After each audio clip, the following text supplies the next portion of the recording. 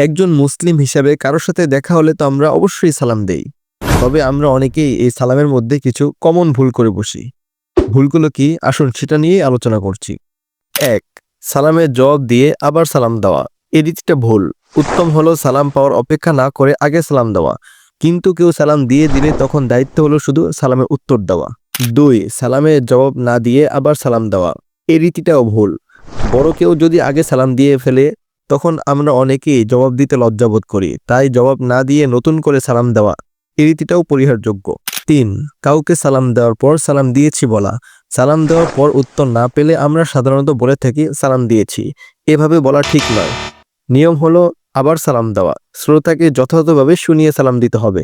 ৪. মনে মনে বা নিম্নে স্বরে সালামের জবাব দেওয়া। এই অভ্যাস পরিহারযোগ্য। সালামদাতাকে শুনিয়ে সালামের জবাব দিতে হবে। ৫.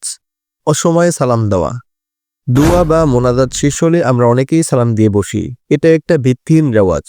দোয়া বা মোনাজাত শেষ হওয়ার সঙ্গে সালামের কোনো সম্পর্ক নেই।